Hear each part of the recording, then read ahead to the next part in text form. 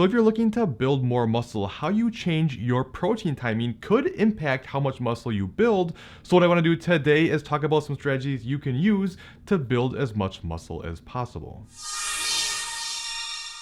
So if you weren't aware, when it comes to building muscle, how this happens is not only, of course, you need some sort of resistance training to be able to build the stimulus, but also protein synthesis has to be higher than protein breakdown. And this is why consuming protein makes such a large difference. It helps shift that balance to be in more of an anabolic state. Now, while you may have seen me do videos in the past about how it doesn't really matter how you time your intake when it comes to fat loss or fat gain, as long as your total calories and protein are the same, it's pretty much irrelevant. However, when it comes to building muscle, there is some evidence that the timing of that, as long as you want to optimize muscle building as much as possible, that timing could matter. And one of the things you may have heard previously is you want to eat every couple hours to keep stimulating that protein synthesis and keep making gains. However, that's not necessarily true because it appears there may be sort of like a refractory period in how often you can elevate protein synthesis. For instance, in this study, when they infused amino acids for 6 hours straight, they saw a large spike in protein synthesis within about 30 to 60 minutes,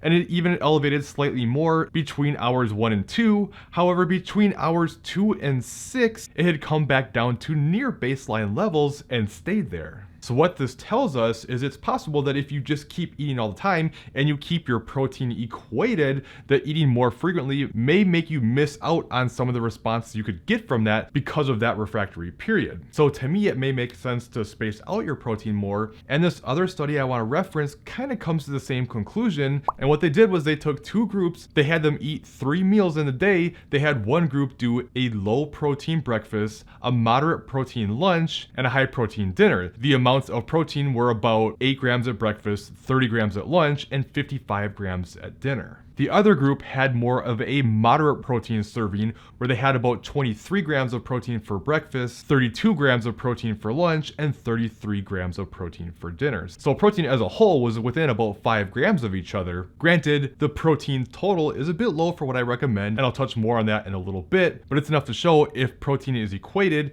if not getting an adequate amount at one of your meals, or possibly even skipping meals, could make a difference. And after 12 weeks of training, the group that did the moderate amount at all 3 meals gained more muscle than the group that had the low protein breakfast. And to me, once again, I think this shows there's a certain threshold of protein that needs to be hit in order to utilize to build muscle. So a lot of small frequent meals may not be great when it comes to building more muscle. So if you're someone who likes more of a OMAD approach, which stands for 1 meal a day, or more of the intermittent fasting, there's nothing wrong with these. They're perfectly fine, especially when it comes to fat loss. If it helps you keep your calories down, they will work. But if you're trying to maximize the amount of muscle you can build, these strategies may not do that. It doesn't mean you can't build muscle on those strategies. It's just if you're trying to optimize it. So what I typically recommend is eat around 0.8 to 1.2 grams per pound of body weight, or if you have a lot of weight to lose, you can use more of a goal weight or maybe a lean body mass equation. The point is to keep that protein up, and then from there, you want to space out your protein evenly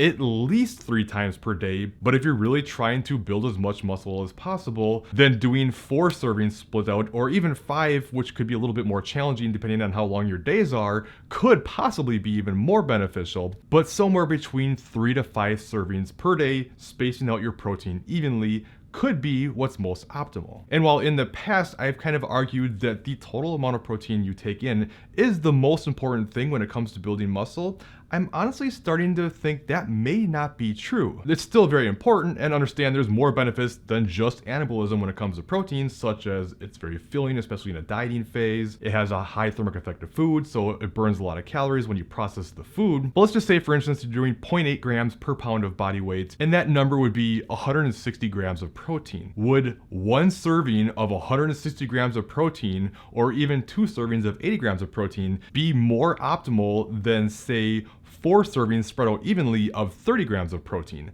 I don't know, I can't say, this has never been researched, but I believe, especially with the one meal, that 4 30-gram servings, which would only be 120 grams of protein, would probably be more optimal for muscle than 160 grams in 1 or possibly even 2 servings. Again, I don't know. I'm only speculating. It would be great if this does eventually get researched at some point, but I just think that leucine threshold, leucine is the main amino acid responsible for muscle protein synthesis. I just think trying to maximize that as frequently as possible, since you can only utilize so much protein in one meal for anabolism, it just makes sense to try to spread it out more. But no matter what, we can never forget sustainability. If you like eating in a certain way and it makes it easier for you to sustain your diet and keep doing it long term, don't shift to something you hate because it may be a little bit more optimal. You're way better off sticking with something that works well for you, that you like, than doing something that you hate you'll eventually give up on. So while it's probably a good idea to try to at least get a good protein source with each meal, whether you're trying to perfectly evenly time it throughout the day, probably not going to make a huge difference, but at least not trying to cram it all into a very short window of time, probably a little bit more optimal. Now, like I said, when it comes to fat loss or fat gain, it doesn't really appear that how you time your intake matters, including intermittent fasting or anything else, and I have a video that goes over all the science as to why I believe this, so if you're interested, check that one out up top next. Otherwise, I think you'll like this bottom video instead, and I'll see you in one of those other videos.